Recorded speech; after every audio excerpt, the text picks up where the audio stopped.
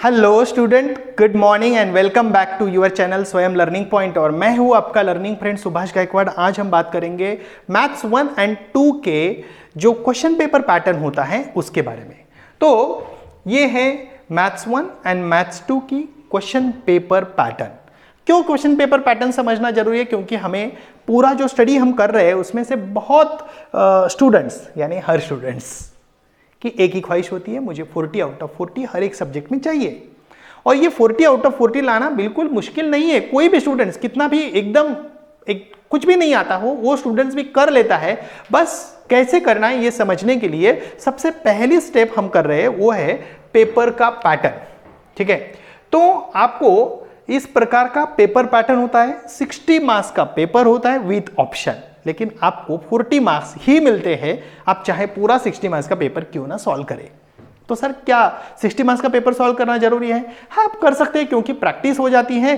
तो हर बार आप 60 मार्क्स का पेपर सॉल्व करने की ही प्रैक्टिस करो, तभी जाके आप पेपर में 100% 40 आउट ऑफ 40 लाओगे ही लाओगे। Is it clear? ओके, तो कैसे कैसे क्वेश्चन होते हैं? क्वेश्चन नंबर 1 में ए एंड बी टाइप होता है। ए में मल्टीपल चॉइस क्वेश्चन होते हैं।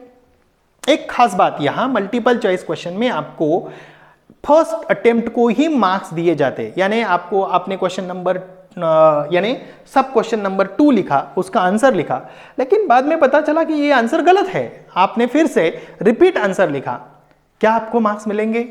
नहीं। पहले अटेम्प्ट चाहे वो गलत हो या सही हो, यदि सही हो तो मार्क्स मिलेंगे, गलत हो तो उसको मार्क्स नहीं मिलेंगे। क्लियर? ओके, तो इसके लिए इसके आंसर्स थोड़े सोच समझ के लिखना बहुत जरूरी है। और इसके लिए प्रैक्टिस यानी थॉरो जो मैथ्स 1 और मैथ्स 2 के सभी कॉन्सेप्ट को कम से कम 10 से 15 बार रिपीट करना जरूरी है। Got it? 10 to 15 times repetition of all the concept. यानी कॉन्सेप्ट आपके दिमाग में इतनी सेट होनी चाहिए कि चैप्टर नंबर 1 में कौन से कॉन्सेप्ट है, कौन से पेज पे क्या क्या कॉन्सेप्ट दी गई है, और उसका प्रैक्टिकल इंप्लीमेंटेशन भी आपको पता होना जरूरी है। B, solve 4 out of 4 question. मतलब उसमें ये भी एक मार्क्स के लिए है।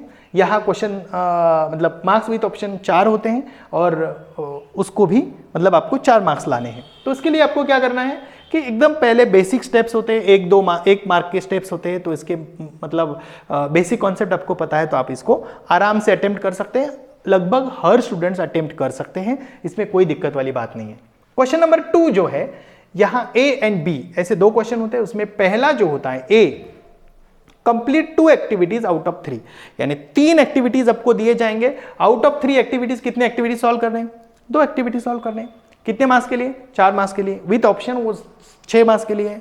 आपको क्या करना है कि ये जो 2 मार्क्स के क्वेश्चन है, मतलब 2 एक्टिविटी सॉल्व करके एक एक्टिविटी के लिए जगह छोड़ देनी है। क्यों? क्योंकि यदि बाद में टाइम मिलता है तो हम उसको भी अटेम्प्ट करेंगे। Clear? Good. Same for the question number 2B। यहां 4 क्वेश्चन सॉल्व करने होते हैं आउट ऑफ 5। ये 8 मार्क्स के लिए है, विथ ऑप्शन 10 मार्क्स के लिए है। और यहां आपको पूरे 8 मार्क्स चाहिए। इसके लिए आपको थोड़े कॉन्सेप्ट में डीप में भी जाना जरूरी है, कुछ कैलकुलेशंस भी जरूरी हैं। छोटे छोटे कॉन्सेप्ट्स होते हैं, कोई ज़्यादा दिक्कत वाली बात नहीं है। लेकिन प्रैक्टिस, देखो मैथ्स में प्रैक्टिस से ही हम आगे बढ़ सकते हैं। कॉन्सेप्ट को समझना और उसकी प्रैक्टिस तब तक करना जब तक हमें वो यूज्ड टू ना हो जाए। Got it? Okay, then question number 3A, complete the activity. यहां भी एक एक्टिविटी है। मतलब आपने देखा होगा कि एक्टिविटी कहां कहां है। एक्टिविटी यहां एक एक्टिविटी है, ओके, और यहां एक एक्टिविटी। यहां 2 एक्टिविटी सॉल्व करनी, यहां एक ही एक्टिविटी सॉल्व करनी। ये थोड़ी बड़ी एक्टिविटी होती है, टेक्स्ट बुक के ही नॉर्मली एक्टिविटी होती है। ठीक है, 3 मार्क्स के लिए एक एक्टिविटी। ठीक है, विथ ऑप्शन 6 मार्क्स के लिए। एक्टिविटी जब सॉल्व कर रहे हो, स्पेशली ये एक्टिविटी जब सॉल्व कर रहे हो, तो आपको एग्जाम्पल को अच्छी तरीके से स्टेप बाय स्टेप सॉल्व करना है। और बाद में जो ब्लैंक स्पेसेस उधर पूछे गए हैं, उधर ही सिर्फ ब्लैंक स्पेसेस को आपको क्या करना है कि इस प्रकार का रेक्टेंगुलर बॉक्स करना है। Clear? Okay, question number 3B, solve any 2 out of 4 सब क्वेश्चंस। ये 6 मार्क्स के लिए, ये भी 3 मार्क्स के लिए एक क्वेश्चन है। ओके और यहाँ जो क्वेश्चन पूछे जाते हैं वो बहुत ही मतलब टेक्स्ट बुक के ही होते हैं, नॉर्मली टेक्सचुअल क्वेश्चंस होते हैं, टेक्स्ट के बाहर के क्वेश्चन ज़्यादातर नहीं होते, थोड़े नंबर्स वगैरह इधर उधर चेंज हो सकते हैं, इसमें कोई दिक्कत वाली बात नहीं है, डिफिकल्ट नहीं है। लेकिन क्वेश्चन नंबर 4 की हम बात करें, question number 4, any 2 out of 3 सब क्वेश्चंस, ये 8 मार्क का क्वेश्चन है, इसके बारे में हम डिटेल में आगे देखेंगे, ठीक है। Question number 5, solve any 1 question out of 2 सब क्वेश्चंस, 2 सब क्वेश्चंस होते हैं, उसमें से एक क्वेश्चन को आपको अटेम्प्ट करना है। अब आपको टोटल कितने चैप्टर्स हैं आपको पता है, कितने चैप्टर्स हैं, 6 चैप्टर्स हैं, और 6 चैप्टर का पूरा स्टडी करना आपकी जिम्मेदारी है right from the first day. पहला क्वेश्चन और दूसरा क्वेश्चन में कोई भी ज्यादा बाहर के क्वेश्चन नहीं होते हैं, टेक्स्ट बुक के क्वेश्चन होते हैं। क्वेश्चन नंबर 3 में भी टेक्स्ट बुक के ही क्वेश्चन होते हैं, लेकिन क्वेश्चन नंबर 3 से कुछ अलग चीजें मैं आपको समझाऊंगा। यहाँ क्वेश्चन नंबर 3B की बात करें तो one of the sub question should be asked on prove the given statement, ये स्पेशली ज्योमेट्री के लिए, यानी एक क्वेश्चन ऐसा होगा कि जिसके लिए आपको प्रूफ देना जरूरी होता है, ठीक है। Question number 4, this question should be out of the text books but based on prescribed syllabus and also challenging. तो इसके लिए आपको जो ओल्ड सिलेबस के जो टेक्स्ट बुक है उसको आप अटेम्प्ट करोगे, पूरा उसको सॉल्व करोगे, specially quadratic equation, linear equation in 2 variables, इसको आप अच्छी तरीके से अटेम्प्ट करोगे तो आपको कोई दिक्कत आने वाली नहीं है। समझ में आ गया? That's great. ओके, और बेसिकली मैं इसके जो चैलेंजिंग क्वेश्चंस होते हैं उसके मैं अलग अलग प्रकार के वीडियोस बनाऊंगा right from the June onwards, okay.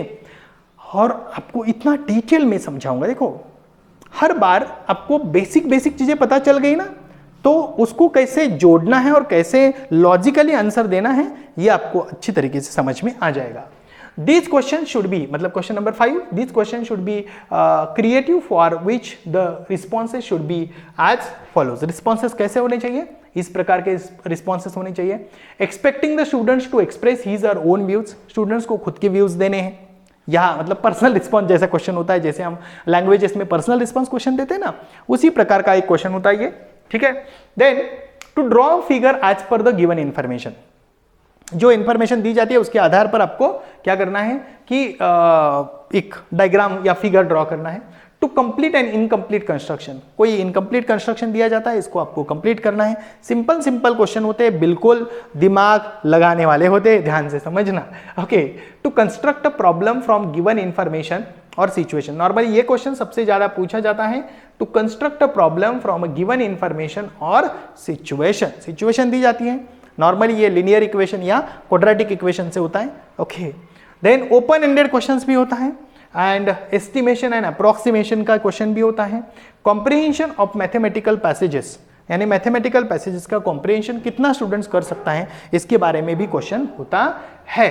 तो इसी प्रकार ये मैथमेटिक्स 1 और 2 का जो क्वेश्चन पेपर पैटर्न है उसको अच्छी तरीके से समझिए। इसका जो PDF है वो डिस्क्रिप्शन बॉक्स में मैंने दिया है। यदि आप ऑफलाइन स्टूडेंट्स हैं तो आप वहां से डाउनलोड कर सकते हो, आप यदि ऑनलाइन हैं तो भी आप यहां से ही डाउनलोड कर सकते हो और आपके पास रख सकते हो। और हर बार जब आप हर एक चैप्टर का स्टडी कंप्लीट हो जाएगा तो उसमें देखो कि किस किस प्रकार के क्वेश्चन आते हैं, कहां से क्वेश्चन आते हैं, कौन से टाइप के क्वेश्चन होते हैं, यानी आपको स्टडी करना थोड़ा सिस्टमेटिक हो जाएगा, ज्यादा स्ट्रेसफुल नहीं रहेगा। तो एंजॉय लर्निंग विथ स्वयं लर्निंग पॉइंट और थैंक यू, बाय।